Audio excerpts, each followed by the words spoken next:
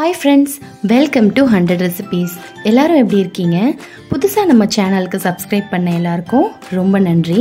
இன்னைக்கு என்னோட ஸ்டைல்ல மணமணக்கிற தேன் குழம்பு, சாரி மீன் குழம்பு செய்யலாமா? 1 கிலோ fish எடுத்துர்க்கேன். அதை நல்லா வாஷ் பண்ணிட்டு இந்த மாதிரி பீஸ் போட்டு வெச்சுக்கலாம்.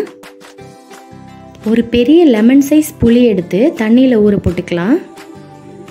புளி நல்லா ஊறினோன்னே கரைச்சிட்டு ஒரு மிக்சிங் பவுலுக்கு மாற்றிக்கலாம். அதில் 1 ஸ்பூன் மஞ்சள் தூள், 3 ஸ்பூன் தனியாத்தூள், 2 ஸ்பூன் உப்பு சேர்த்து கொஞ்சமாக தண்ணி ஊற்றி நல்லா குழம்ப கரைச்சி எடுத்துக்கலாம்.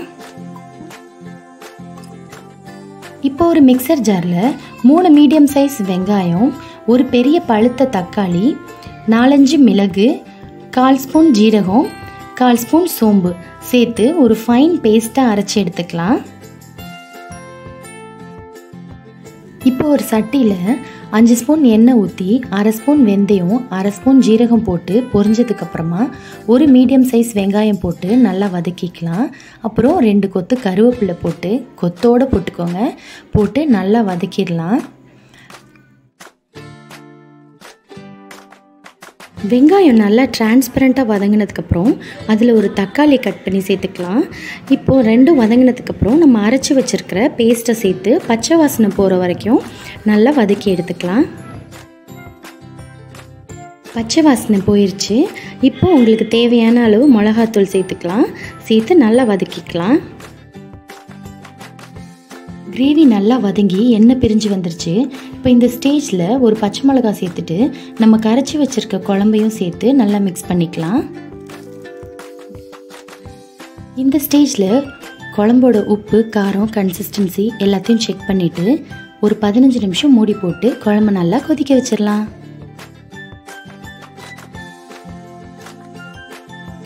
குழம்பு பர்ஃபெக்டாக கொதிச்சாச்சு, பச்சை வாசனையும் போயாச்சு. இந்த ஸ்டேஜில் நம்ம வாஷ் பண்ணி வச்சுருக்கிற மீனை ஒன்று ஆட் பண்ணிக்கலாம். ஆட் பண்ணிவிட்டு உடனே கரண்டி போட்டு கலக்காமல் ஜஸ்ட் ஒரு குலுக்கிட்டு ஒரு 15 நிமிஷம் லோ ஃப்ளேம்லேயே குழம்பு கொதிக்கட்டும். பர்ஃபெக்ட் டெக்ஸ்சரில் சூப்பராக கமகமன்னு மீன் குழம்பு ரெடி. கடைசியாக நறுக்கின கொத்தமல்லியை தூவி இறக்கிட்டா சூப்பரான மீன் குழம்பு தயார். அப்புறம் என்ன, சுட சுட சாதத்தை போட்டு மீன் குழம்பையும் போட்டு சூப்பராக சாப்பிட்ற வேண்டியதான். ட்ரஸ்ட் மீ, ஒரு தடவை சாப்பிட்றவங்க கூட இந்த மாதிரி குழம்பு வச்சு கொடுத்தீங்கன்னா 2 தடவை சாப்பிடுவாங்க. நீங்களும் இந்த குழம்பை கண்டிப்பாக ட்ரை பண்ணுங்கள். எப்படி இருந்துச்சுன்னு மறக்காமல் என் கூட ஷேர் பண்ணுங்கள். தேங்க்ஸ் ஃபார் வாட்சிங்.